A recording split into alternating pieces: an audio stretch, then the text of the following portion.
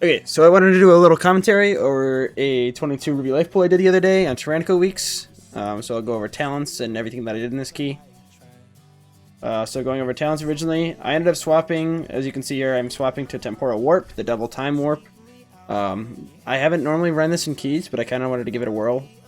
Probably not the greatest idea to do it, in a 22, having never done it before, but oh well. Then again, for Tyrannical, I'm also running Wintertide. I'm running Slick Ice over Frostbite, which this one can be changed sometimes, but Slick Ice is pretty important, at least in single target damage.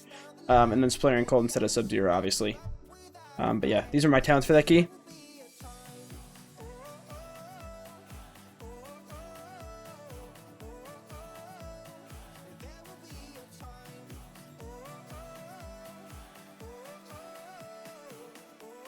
I'm running the Iceblood Death Snare, the trinket from Senarth, the mythic. I have the mythic version of it. I'm running that just because I don't really have many other good trinkets. It's either that or like Chill Globe or something. I don't have Icon, I don't have Eye of Skovald, so I'm kind of limited in my trinket usage there. But yeah, this tank is pulling all of the whelps in this, which I've never seen before. So this was an interesting pull that I have never done before. Unfortunately, I'm pretty sure that Evoke Group Breath just like completely fucked my Frozen Orb. It's literally not hitting any of those mobs. But, oh well. Running the time manipulation actually gets me a lot of Frozen over or Ice Novas in these windows. I do have a lot of unbuffed Ice Lances that I realize, but which I need to fix. This week is Spiteful and Quaking, so Frost is honestly pretty decent for Spiteful and Quaking. It's probably the best Mage spec for Quaking in terms of basically all of our spells are insta-casts. And it's very good for Spiteful in the fact that we just always have a perma-slow.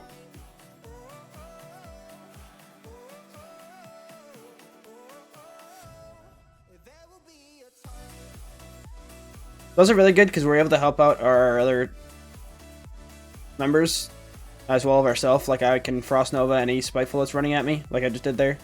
Unfortunately, my Frozen Orb kind of just got cucked by the Spiteful, but shit happens.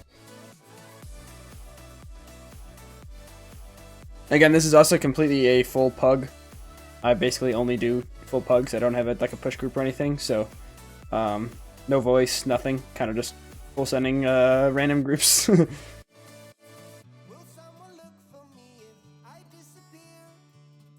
You want to try and, if you know the tank's going to move, try and cast your Blizzard where you know they're going to move to. Unfortunately, they moved and they kind of just moved past it, and they said, fuck your Blizzard, but whatever.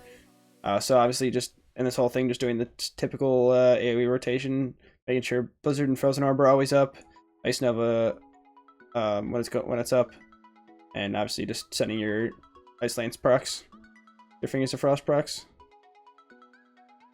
One thing that's also really good with Spiteful, especially on these weeks, we're actually able to keep a decent amount of... I send orbs a lot more frequently on Spiteful weeks than I do on other weeks, just because you're actually able to get your Frozen Orb back from the Spitefuls themselves, which is really nice for Frost. I typically don't like sending Frozen Orb in the last few seconds of a pack, just because I'm not going to have it at the start of the next pack, but it makes a lot more sense with Spiteful, because you actually can still get it back afterwards. We can spell steal these Ice Shields, which you see I do here. I have 2 stacks of the Ice Shield, which is a pretty chunky shield, if I'm being honest, so that's a pretty helpful thing. You can either have your team... You can have them interrupt the Ice Shield if you want, or you can have them leave it and you just spell steal it, but... Like this, I sent my Frozen Orb there at the end of that pack, and I can just Blizzard while I'm running away, and then I'll get my CDR back. As you see, my Frozen Orb's coming back a little quicker than normal, so... I did end up sending Icy Veins here, which I probably... Very good I did.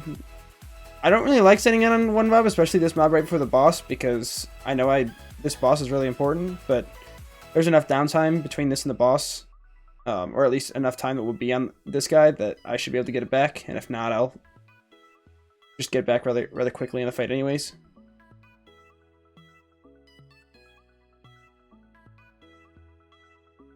realistically, I should have more uses out of my trinket. Because technically it's the 4-minute mark. I should be on almost my 3rd use.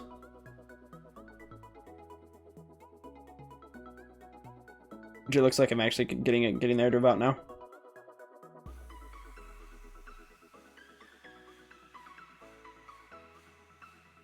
On the higher keys, it seems, I know I'll talk about it when it gets to the boss. I haven't been, at least on lower keys, I didn't like sending orb on pull. Just because we don't typically get it back for the welt phases. So obviously here, just with Frost, you can build procs off the Spitefuls as well before the pull. I know I'm like, yeah, I know I was like sitting there debating whether or not I actually want to cast it or not. And of course, you cast it and the tank moves it, which I mean happens. You can obviously save it a few seconds. That'd be my recommendation. Save your orb for a few seconds. You do want to have a defensive up for every single one of these chill storms because as you see, it chunks you for, like, at least it chunks me for about 50% of my health. I probably should have held on to my rune there because I know the whelps are coming up here. And I'm not getting any use out of it because of hailstorms right now. Or the hell bombs. I am precasting a blizzard because I know these mobs are going to run in. And I also had the evoker run their own. I had the evoker lust. That way I can get my own personal lust on these.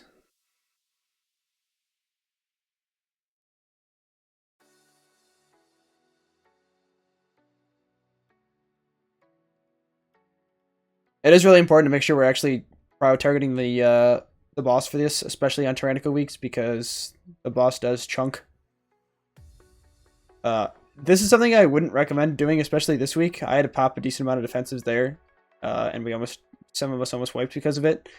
Don't be very careful of quakings, especially on the chill storms and with the altar times.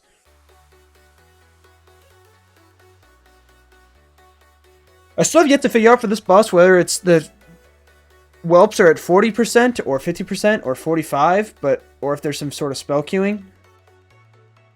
As you saw there, like our evoker still died. I ended up having I health potted, which I don't typically want to do there. I want to typically health pot in the intermissions section. Some of these bosses are really toxic with the quaking. This one in particular as well.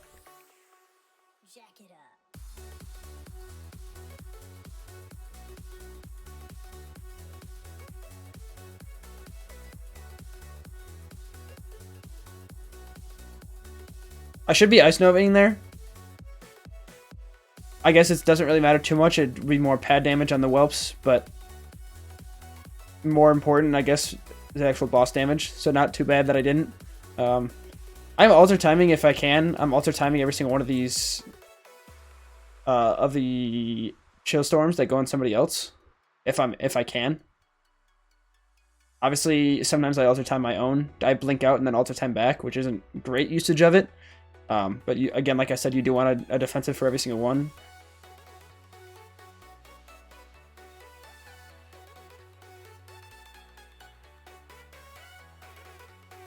I know here, I think I'm saving my mirror image for... I know we're going to go to the Thundering mob next. So I'm saving my mirror image for Thundering, because if I get Rolling Thunder, that just trucks.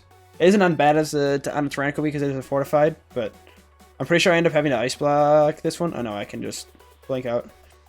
But it still trucks me, I think. Let's see. Oh, it didn't go off, but it seems like most of them were doing around 50% of my health. So if you're ever getting low, make sure you know, Greater Invis, your mirror image, you have barrier up for every single one. You have the shield from your blink if you need it. But very important to have defenses for every single one of those chill storms. I was very surprised looking at boss damage. I lost to both the Rogue and the Pharaoh in terms of boss damage on that fight. Which I was very surprised when considering I am running single target. Well, single target in the terms of Splintering Cold and Slick Ice and Wintertide, but...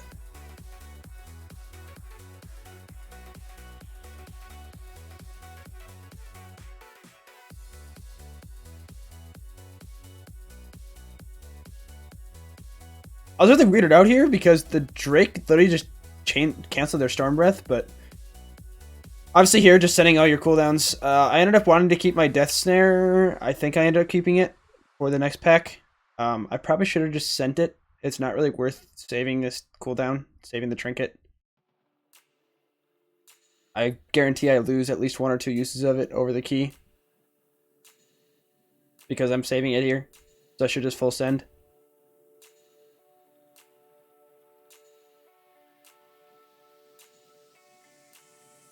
I greater invis there because I saw my rolling thunder was going to go out, and I was already at like 70%, or I was getting low on health. I was like 50%. Evoker ended up topping me up, but still worth using your defensive and not dying than dying and still having your defensive.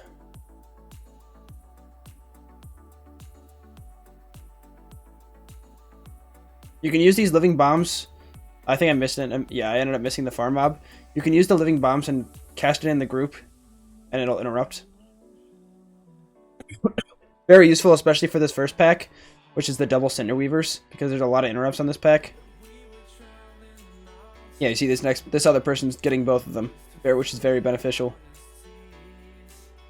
Especially with us having a 24-second kick, and me not taking Dragon's Breath and only taking Blast Wave. As many kicks as possible, either with a Living Bomb and other things like that, is very useful. I was also able to lust this pack with a double lust, so as you can see, my damage actually shows that. 3 target cleave is normally one of our weak spots, and if I'm hitting 120k, obviously the double lust is working out. So you can actually spell steal these Burning Ambitions. So it's this debuff that the Cinder Weavers have. I don't like doing that for 2 reasons. One, as long as you have the actual kicks to interrupt them, all this does so that the buff itself increases their cast time. It's their haste by 25%, and it's a 25% damage taken increase. So I actually like keeping it on them because 1, you kill them faster. And 2, there's not more damage. I'm not taking more damage. It shouldn't be too bad in those packs, but and especially in the Inferno packs, the Blazebond Destroyer packs, I fully stay away from spell stealing them because if you get the damage taken thing while an Inferno's going off, you're just gonna get trucked. And it is not worth the haste, in my opinion.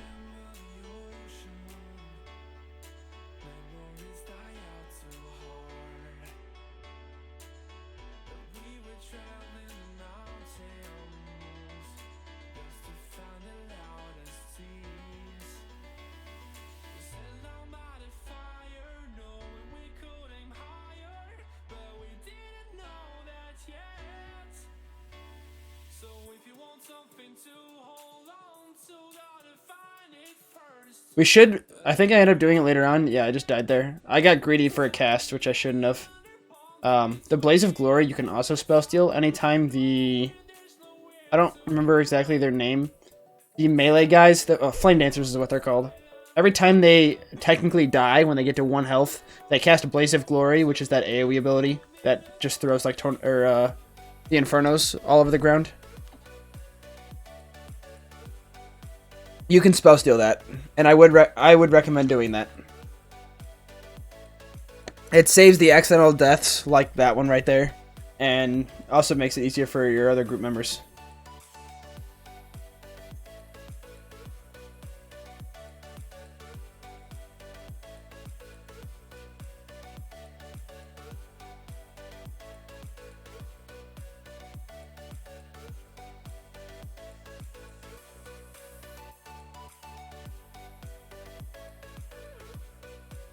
I definitely fell behind in this pack. Just I'm slow.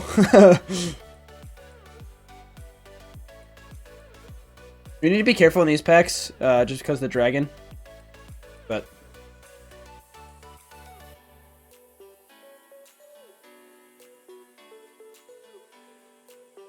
again, take the living bomb into the casters, into melee. It'll knock them both up. Sometimes I actually end up liking to alter time the living bomb if I can. If I'm not in there's not going to be any dangerous situation coming up soon. Yeah, like I spell steal that Blaze of Glory. But you can alter time the knockup from living bomb. So you still get the original knockup, but then you just alter time back down and have no basically downtime.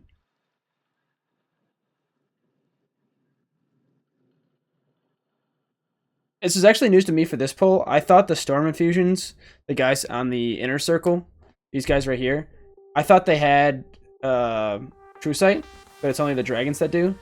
So I actually didn't know we could run past this tree here with Shroud. Or with Invis of any sort.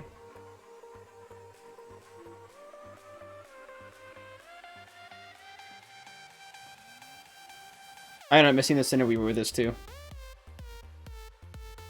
Not only is it good damage, it's good for the interrupts. Which luckily none of them were interrupting. The one really good thing here is you want to make sure you actually get 2 Lust worths if you're running the double Lust talent. I lusted when there was basically 10 seconds left, so I could actually get my full Lust value here and not put it on CD for my group mates.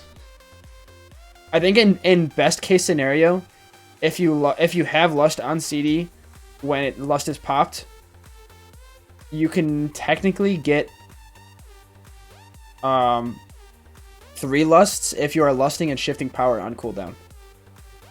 Which I wouldn't. Isn't entirely practical because obviously you're not gonna lust. You probably won't have your lust on CD. I mean, you should obviously from the first one, but lusting and shifting powering on CD isn't normally gonna be possible or the most practical, as there's gonna be downtime and stuff like that, but.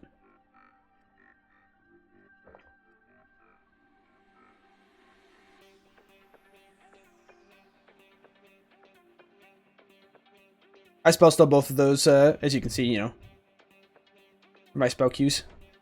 This boss is entirely toxic. I hate this boss. The order is it goes a boulder into a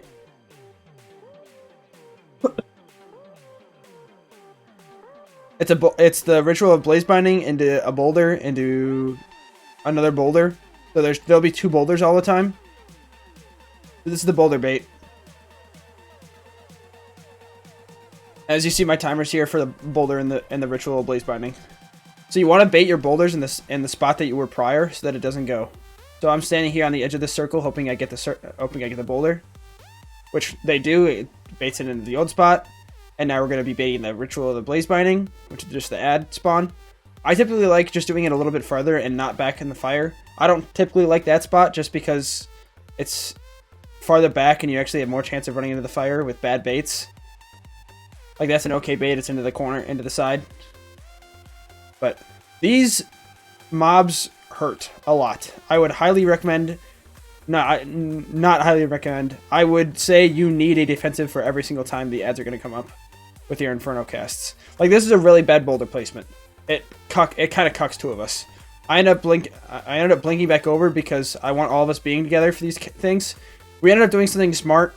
We actually run far away so that we have clear space when doing this. It's also really toxic with thundering, this boss, especially just because of all the fire that occurs on it. But again, need to bait the boulder well. Goes on me, luckily. Right back in the old spot. And then I think I move. Yep, I'm moving for the ritual blaze binding. For the ad spawn. You have a lot of room on this. You can really tank him all the way across the room if you really want. Bad boulder bait, because now it's across the whole room.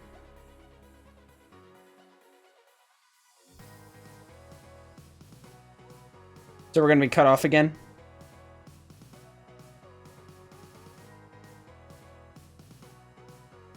Again, a bad boulder is going to be thrown right at us. I had to get rid of my rune here because we needed to get a good bait for the blaze binding. When we didn't, a bad bait. And it's going to be a bad boulder bait as well. I had to be really careful there. You can actually social those the infusers on the outside, which is really toxic. They are literally you just die if you pull them. I've never actually pulled one and had it be like part of the kill, but anytime that they have accidentally pulled has just been instant death.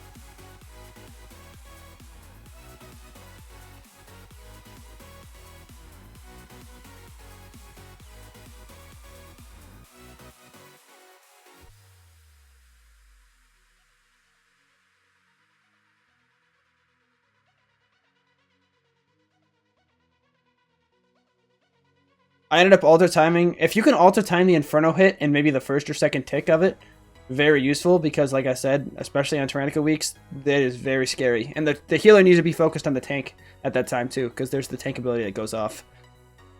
For this next area, I would highly recommend spell stealing at least one of these elementals in every single pull.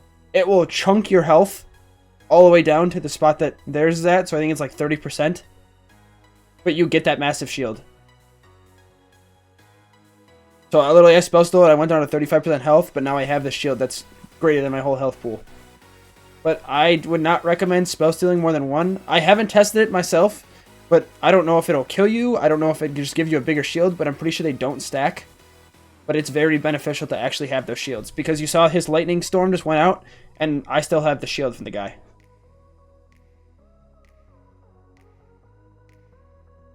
I should just send Ivy here, which I'm hoping I do.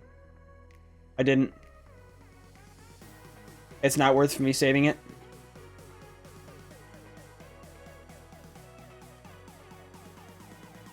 Yeah, I should have just sent Ivy. I should have sent Icy Veins.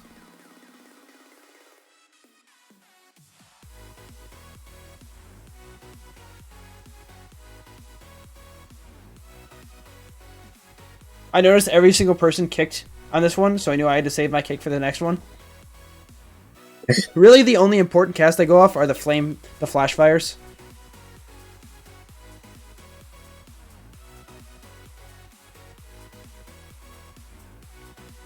The really bad part with these, especially in Pugs, is the flash fires. Those mobs are not CCable. Like, you can't Dragon's Breath, you can't Blast Wave them.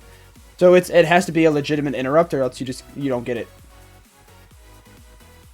Which is really bad. Because if those go off, they will die. And the flash fires also heal the flame channelers. But again, spell stole the shield, and I'm this whole entire lightning storm, I took 0 damage. It's all the shield that I spell stole.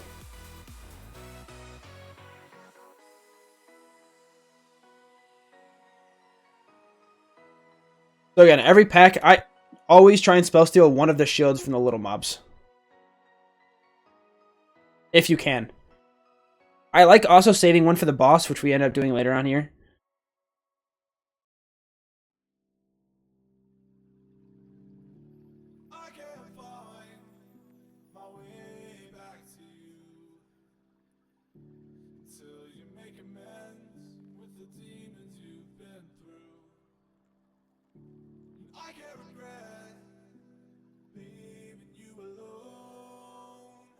Precasting my Blizzard into Orb, I definitely could have precasted, beforehand, but again, Lightning Storm, I spell stole a shield.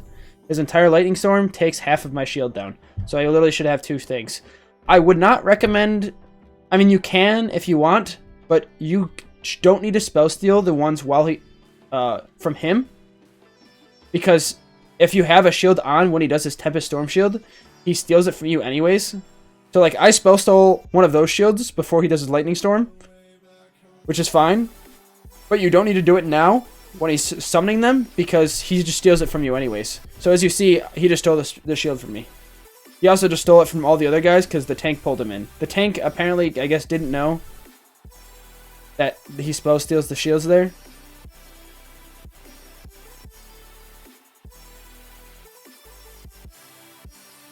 Which was unfortunate.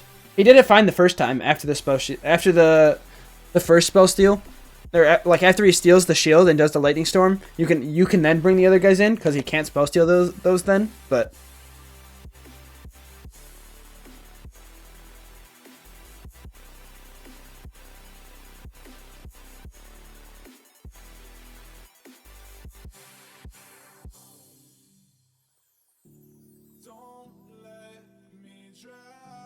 so I end up wanting to save. There is one mob left. There always seems to be one mob left on either the right or left side. They just don't social pull when you actually pull their packs, which I find really weird. I like saving one for the boss. You can save it for P2 and boss. I typically just send it P1 just to have the actual shield, but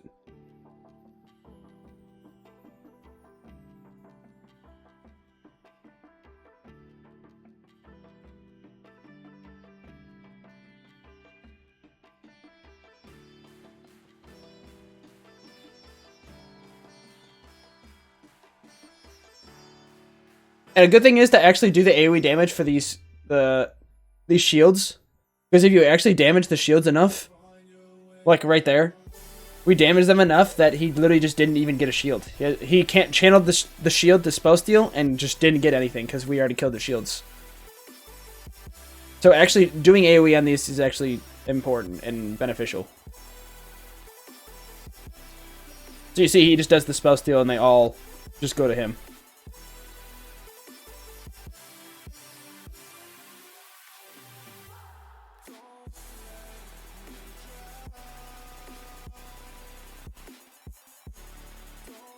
Okay, so for this boss, the main thing is, the trick for this boss is knowing that the winds, you want to put your thing in the counterclockwise direction every single time. So to start the pull, you want to put your fire at the top of the room, and then you want to go left of the room, and then you want to go at the entrance. So since I am running the double lust here, I can actually lust this, and you do want to focus the dragon. Another tip with this boss here, honestly, not just Frost Mage specific, but the bosses phase at 50% whenever either one of them hits 50% first. So if you can milk out extra percent by just getting them to 50 and letting the dragon land and doing it his spell queuing.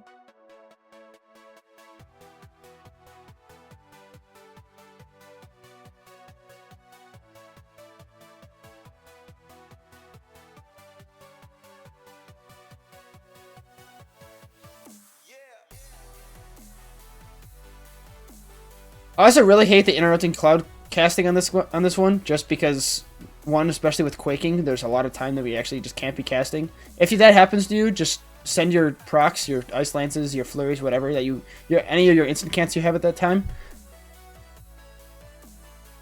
So here I would have recommended we actually hold on and not push him, but as soon as he reaches the 50 mark, his spell queuing is going to be done, and he's going to teleport. He'll fly to the front of the room. There's also really weird, the threat table gets reset when they jump together, which is really not good. If you ever get any of these flame spits, use defensives. Every single one you need a defensive for, either ice block or alter time or something. I greater invis the first. I think I get the second one, and I'm pretty sure I ice block it. Or if you ice block it, it immediately drops the debuff on you. Oh, so I actually alter timed this one. Alter timed the second. Again, full focusing the dragon here. The dragon's the most important thing, because you'll stop getting the flame on the ground once you kill the dragon. Ice block and it immediately drops. It also removes the dot off you, which is very nice.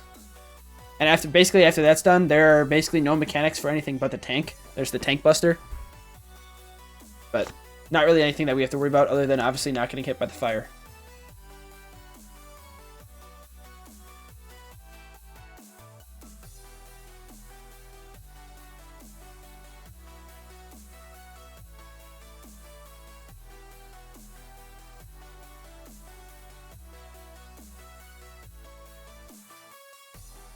Yeah, I was somewhat surprised that we wiped at the end guy and still timed this key. Ended up timing it with a minute and a half left, which was nice. And obviously got IO, and all of us did over 100k. I did 104k. Pharaoh Druid was 101, and the Rogue was 100k. So all of us were absolutely pumping. This is the timer isn't tight, especially if you have no wipes, but if you have wipes, it is a relatively tight timer. But as you saw, we wiped near the end and still had our damage. But all of us were pumping in this 22, so it's a pretty, now with all the nerfs to the Cinderbolt damage and everything like that, it's relatively forgiving, but still not an easy dungeon to get done. I would think the biggest pain points, I would say, are the first boss during when the whelps are out. That shield's pretty chunky, so you actually want to save CDs for that. Don't worry about AoE padding. I mean, obviously AoE pad some, because those whelps need to die, but you need to kill that shield. It will take you for like 30% every tick, and it takes every second and a half or something like that. So I'll again have defensives during that. The second boss, you need defensives for almost every Inferno. Always have Ice Barrier up for every single one. If you can alter time it, alter time it. mirror image on CD, basically. And just make sure you're getting your baits well for that. Frost Mage is one of the easier ones that we can bait because we can bait in the old areas, and we can, we can either blink to bait, or we can be in a bad spot and be able to blink over the lines, so it's not as important that we're proactively thinking, but you need to know when the casts are coming and what needs to be baited where. And then the third boss, just know the counterclockwise rotation. Always put your flame spits counterclockwise. And then and be focusing the dragon. The 50% thing isn't a huge thing, but it's a min-maxy thing. It's going to be really important for hierarchies, just for how much health the bosses actually have. Because if you end up milking the bosses, you can milk that boss probably down to 35-30% if you lust before they even join together, which really great. You may only get 1 or 2 flame spits after they join together. But for those flame spits, you don't need defensives in the first area. The first time when they aren't combined, you can use defensives. I'd recommend, obviously, if you do have altar, or always have a barrier up for everyone and maybe mirror images, but especially for the second one, when there's 2 of them, when they put out 3 flame spits, use defensives, because the healer's not going to be focusing on just the person who gets the flame spit. It's going to be on everybody. So make sure you're using defensives for every flame spit in P2 once they combine. But yeah, that's the commentary for this 22 Ruby. You saw Gaming.io, so I was glad for that. I'm trying to push for 3k IO this week. It's a pretty good push week, especially with Spiteful. Spiteful and Quaking is relatively good for Frost Mage, both with our slows and a lot of our instant casts. And I also think we're the best Mage spec for Tyrannical weeks. So, but yeah, that's the commentary for this 22 Ruby Life Pool. And if you enjoyed the content, make sure you like and subscribe, and I'll be posting more. So thank you again.